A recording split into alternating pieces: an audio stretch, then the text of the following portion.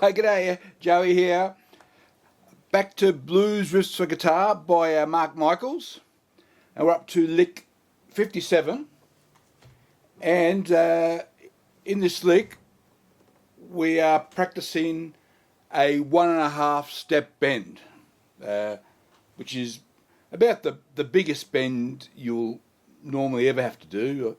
I guess people can do a 2-step bend. I'm not sure. I've never tried it. In fact, doing the backing track for this song, you heard a snippet of it at the start. I was using my Vance for one of the tracks, and I busted my E string just having a play around with the practicing. So I've already broken one E string. So yeah, we are doing the 1.5 step bend on our E string. We're doing it from this B note, and the 1.5. I mean, in case people are unaware, when I talk about steps, a half step is equivalent of 1 fret. Yeah. So if you do a half step bend, you're doing a bend by 1 fret.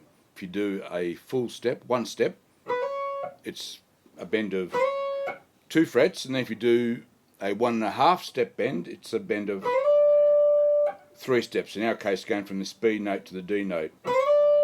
And then the other complicated thing is, I'll throw the tabs up in a second. We do it twice. We bring it down half step, bring it down 2 steps, or release. Yeah. So go up 1.5 steps, release half a step, then release a full step. So very nice bending practice. Very nice practice for controlling exactly where you are. Yeah, and controlling what pitch you're reaching. Now, the best blues players do this sort of stuff in their sleep. I am nowhere near that sort of level. So this is all great practice for me. In fact, before we start, I'll tell you a nice story, and those that, for those of you who might think what 1.5 step is beyond you, and for most of my life I thought that as well. So you'd know from my blurb and maybe from seeing my channel in the past that I had a 18-year break in guitar playing. I actually forgot to put my Cubase on. Yeah, I'll put it on now. So any guitar you heard before this was going through just the video mic. So yeah, apologies about that. So I'm recording now into Cubase. So the rest of the guitar will be recorded into Cubase. Hopefully, will be slightly better quality than what you just heard. So I had an 18-year break from playing guitar just when I started a family. I'm sure many of you out there have sort of know what I'm talking about, have followed a similar path, or have had breaks of 5, 10, 15, 20 years, whatever, because of changes in personal circumstances or whatever the case might be. Many of us will have a break from playing guitar for extended periods. So mine was an 18-year break, and I come back to playing, and there was lots of things happening that sort of motivated me to keep going with it. And I very quickly joined a few different bands when I wasn't quite ready, to be honest. Although nothing gets you ready for joining a band than joining a band, yeah? So one of the songs we did was an Australian song by the Choir Boys called Run to Paradise. So it has a bend, I'm not going to try and do it, where you're up here, G, A, B, you're up on that C note, and you go bend to the D sharp, then raise it to the E, raise it, bring it back down to the D, bring it back down to the C sharp. So I recall thinking, I actually psyched myself out. I thought I can't do that, and then just sort of did a workaround. Now I've told that story because in more recent times, doing these licks on YouTube and just playing more guitar, I've noticed over time that some of my 1-step bends, I'm overbending, So I never would have thought that would be a problem for me to overbend a one-step bend. So what that's telling me is that, and for any of you that maybe already occasionally overbend a full step, a one-step bend, it tells you that you're only 2 or 3 mils away from doing a 1.5 step bend. So that's what got me thinking, you know what, I'm ready for this. I'm going to have a go. I'm going to do it on video. So you're going to see me succeed or fail at having a go at a 1-step bend, 1.5 step bend. Something that I've never really ever practiced in my life until literally the past 24 hours. Okay, all right. So let's get the tabs up.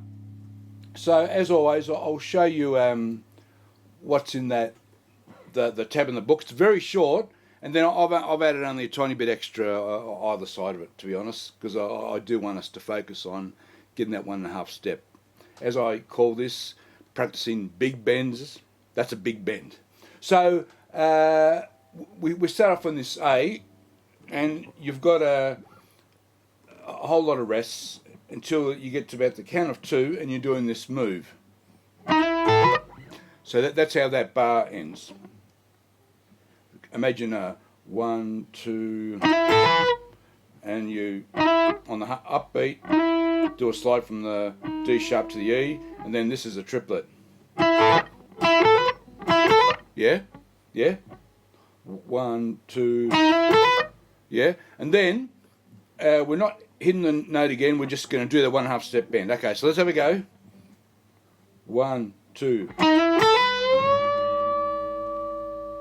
Well, that's close. I may have just missed it, but it's pretty close. Yeah, let's do it again. 1, 2. And then you do it again. Yeah, and that's what we're doing. Yeah, let's try that again. Just the bend.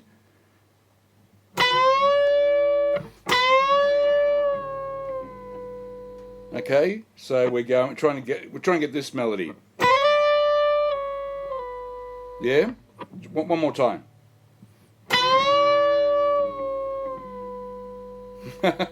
Okay, now let me put up now what I've added as extras. It's not much, so I've added a quarter D7 before we get to the A, E7. Then we want to end that on the A, and I've just got a tiny little ending for that A.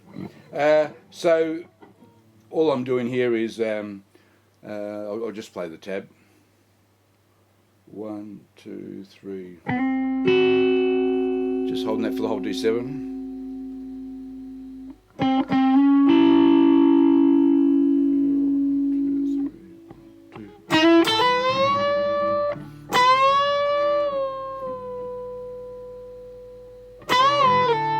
And then so I'm just ending on that very last count, very quick. This is just a 1-step bend, and pulling off to the A, and we finish on that A chord. And on the backing track, I think it sounds okay. All right, let's go straight to the backing track. That's our lick for today. Or the whole focus is on that 1.5 step bend. See how you go. All right, thanks for watching. See you next time. Okay, bye bye.